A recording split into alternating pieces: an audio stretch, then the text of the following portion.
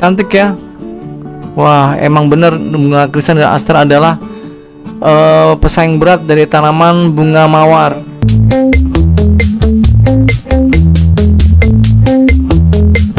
Selalu subur. Nah, seperti teman-teman lihat di depan saya ini adalah tanaman bunga aster. Apa sih bedanya krisan dan aster? Sebenarnya hampir sama ya, sama sih satu famili. Bedanya secara fisik adalah bunga krisan itu satu tangkai atau dalam satu tanaman ini paling ada 2 atau 3 bunganya, tapi ukurannya besar. Sedangkan untuk aster sendiri itu dalam satu tangkai bisa beberapa bunga ya, tapi ukurannya kecil-kecil. Nah, kita deketin yuk. Bunganya macam-macam ya untuk krisan dan aster, coraknya juga bervariasi. Bunganya sangat indah ya, lihat. Nah, itu mahkota kelopaknya warnanya ungu ya, karena kebetulan warna orange itu saya sudah ada, merah itu saya ambil dari tanaman mawar, sehingga dalam satu teras itu ada berbagai macam warna dari tanaman-tanaman berbunga saya. Cantik ya. Wah, emang bener bunga krisan dan aster adalah pesaing berat dari tanaman bunga mawar. Nah, yang menjadi masalah adalah tanaman bunga aster atau krisan ini itu hidup subur di dataran tinggi, atau tepatnya sebagai tanaman asli dataran tinggi. Bagaimana seperti saya misalkan tinggal di daerah Jakarta yang dimana dataran rendah dan hawanya sangat panas. Nah, apakah masih bisa bertahan hidup atau bahkan subur di dataran rendah seperti saya ini? Jawabannya adalah bisa. Lalu bagaimana sih perawatannya? Walaupun ada beberapa kekurangan untuk tanaman krisan aster ini apabila kita rawat di dataran rendah, di antaranya yaitu warna bunga yang tidak terlalu mencolok ya. Mungkin warna bunganya itu agak lebih pudar di dataran rendah. Lalu untuk ukuran mungkin agak kecil, dan kata orang sih usia tanamnya akan lebih pendek. Tapi masalah usia tanaman sih itu ya tergantung lagi Sang Yang Maha Kuasa yang memberikan nyawa pada tanaman ini. Yang kita lakukan adalah hanya untuk merawat semaksimal mungkin agar selalu tampil maksimal dan bisa kita perlihatkan di teras rumah ya. Untuk tanaman krisan aster ini, sebelum saya melakukan pemindahan ya, saya akan jelaskan lebih dulu. Itu bisa kita rawat di dataran rendah, tapi dengan cara pengadaptasian. Kalau misalkan teman-teman baru beli ini bunga krisan atau aster, lalu tanya ke abang tanamannya tuh, si penjual tanamannya, dan bilang, Mbak, Bu, ini tanamannya ditaruh tempat teduh aja ya, terus jangan banyak disiram. Itu jawabannya adalah menurut saya salah. Salahnya kenapa? Tanaman apapun yang berbunga itu butuh namanya sinar matahari langsung. Jadi untuk tanaman krisan atau aster ini butuh sinar matahari langsung. Walaupun untuk di dataran tinggi itu sinar matahari langsung, tapi kondisinya adalah tidak terlalu panas ya, karena hawanya di sana itu dingin. Nah, untuk di dataran rendah ini dengan diadaptasikan dengan cara seperti apa? Yaitu misalkan 3 hari sekali kita jemur 1 jam, kemudian 3 hari lagi 1 jam pagi ya, matahari pagi, misalnya jam 9 sampai jam 10. Lalu berminggu-minggu, berbulan-bulan kita perkenalkan matahari terus sampai akhirnya full sun, dari pagi sampai sore masih bertahan ya. Untuk tanamannya tidak layu, tidak mengering, tidak menguning-uning daunnya ya. Itu tandanya tanaman krisan atau aster kita sudah beradaptasi dengan maksimal di dataran rendah. Itu kuncinya adalah pengadaptasian. Kita jangan berpikir kok tanaman aster saya bunganya kecil-kecil, kok tanaman aster saya kok warnanya pudar. Untuk pertama kali kita merawat tanaman krisan di dataran rendah ini, yang kita pikirkan adalah gimana sih cara agar tanaman krisan ini bisa hidup di dataran rendah seperti ini. Karena untuk mencapai tanaman aster hidup di dataran rendah itu adalah suatu pencapaian yang sangat maksimal. Kalau udah bisa beradaptasi di dataran rendah, hidup dengan maksimal, barulah kita pikirkan untuk pembungaannya agar semakin rimbun, agar selalu cepat berbunga. Nanti kita pikirkan ke situ. Nanti saya akan kasih tahu tips-tipsnya ya. Sekarang yang kita lakukan adalah pemindahan, lalu pengadaptasian nanti udah saya jelaskan ya, semoga paham. Nah, sekarang kita akan melakukan pemindahan ke pot yang baru. Ini adalah media tanamnya sekam mentah. Untuk krisan aster ini cocoknya adalah media tanam yang sangat poros. Dan seperti biasa adalah ini dia, sekam bakar dan pupuk kambing. Karena itulah satu-satunya media tanam yang paling steril buat saya ya, dibandingkan dengan media tanam apapun. Maka saya tidak pernah mengganti dari media tanam ini. Sangat rekomendasi ya, jangan diganti-ganti pokoknya. Sekarang kita akan melakukan pemindahan pot. Nah, ini kita tepuk-tepuk dulu bagian bawahnya.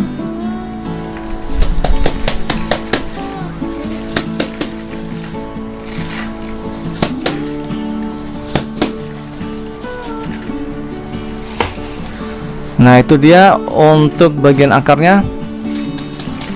Sekarang kita akan mengetuk-ngetuk.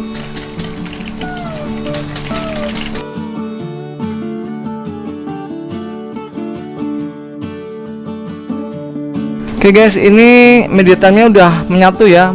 Maka saya akan melakukan perendaman di pupuk organik cair agar media tanam bawaannya hilang dan bersisa akarnya aja. Lalu pupuk organik cairnya apa? Buat teman-teman yang baru gabung belum tahu, pupuk organik cair yang biasa saya pakai adalah yaitu terbuat dari air cucian beras sebanyak 5 liter, lalu IM4. Ini dia IM4 ya, 2 tutup botol. Dicampurkan lagi dengan gula merah sebanyak 120 gram. Gula merahnya dihaluskan dulu, lalu dicampurkan, disimpan di dalam sebuah jerigen, lalu ditutup. Diamkan selama seminggu. Apabila sudah seminggu baunya tape, berarti berhasil. Lalu kita cairkan lagi ke air 5 liter. Pupuk organik cairnya adalah kurang lebih 1 gelas ya. Kita cairkan, baru kita gunakan untuk perendaman akar krisan ini atau aster. Dan kita juga bisa melakukan penyiramannya 4 hari sekali nanti untuk perawatannya. Nah, sekarang kita rendam aja ya. Ini sudah saya siapkan pupuk organik cairnya yang sudah saya larutkan ke air biasa. Nah, kita rendam ya. Nah, seperti itu. Oke. Sambil merendam, kita melakukan persiapan media tanam. Tapi buat teman-teman nih yang tidak sempat untuk pembuatan pupuk organik cairnya, saya sudah siapkan pupuk cair organik Channel Zambroni yang saya buat ya. Ini saya jual dengan harga yang cukup murah. Nanti teman bisa cek ya di WA admin belian. Nah, kelebihan dari pupuk organik cair Channel Zambroni ini yang saya buat daripada yang tadi saya berikan resepnya adalah kelebihannya satu, mempunyai unsur hara makro, NPK, lalu penambahan dari hormon pertumbuhan auksin, gibrelin, dan sitokinin, di mana hormon tersebut sangat berguna untuk kecepatan dari pertumbuhan tunas-tunas baru, lalu tanamannya semakin rimbun dan segar, dan untuk pembungaannya juga semakin cepat. Itulah kegunaan dari unsur hormon pertumbuhan yang saya sebutkan tadi ya. Lalu juga ada penambahan dari ekstrak trichoderma, di mana trichoderma adalah jamur yang sangat baik untuk menghalau penyakit-penyakit jamur jahat seperti busuk akar, busuk batang, dan lain sebagainya. Pupuk cair organik saya ini bisa dicairkan ke 12 liter ya pencairan, bisa dipakai untuk beberapa pot ya. Sangat berguna untuk kesuburan tanaman. Saya jamin tanamannya subur seperti tanaman-tanaman saya yang di video saya selalu menggunakan pupuk cair organik ini. Oke ya, kita lanjut. Nah, ini saya sudah melakukan perendaman. Sekarang kita akan melakukan, ini dia. Ini media tanamnya apa? Ini potnya jangan lupa untuk pemindahan selalu lebih besar ukurannya ya. Ini pot awal, ini pot yang kedua yang akan saya pakai harus lebih besar. Lalu jangan lupa juga untuk menambahkan ini lubang-lubang pada dasar pot agar air yang kita siram pupuk cairnya itu akan cepat mengalir dan media tanam tidak terlalu lembab dan tidak terlalu basah, sehingga resiko penularan penyakit jamur itu bisa kita kurangin. Oke, kita masukkan untuk sekam bakarnya ya. Ini dia. Lalu saya akan campurkan dengan pupuk kambing.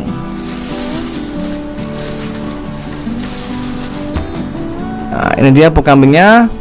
Perbandingannya berapa? 3:1. Untuk pupuk kambingnya 1, sekam bakarnya adalah 3 bagian. Berlaku kelipatan ya.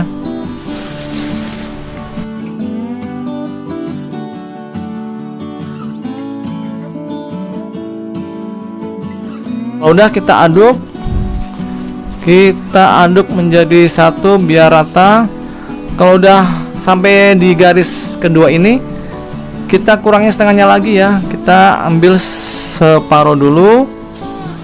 Nah, ini kita kurangi lagi, tujuannya agar untuk tempat si akar tanaman asternya agar bisa masuk ya. Nah, ini kita beri lubang di tengahnya. Oke, kita akan melakukan pemindahan ya untuk bunga asternya. Nah, ini dia guys, udah saya cuci ya di pupuk organik cair, sehingga untuk media tanam awal itu tidak lagi menempel pada si akar tanaman asternya. Nah, kita langsung melakukan pemindahan ya ke pot yang baru ini. Itu dia. Kalau udah, kita timbun lagi untuk bagian akarnya dengan sisa media tanam tadi yang udah kita pisahkan ya. Yuk kita timbun.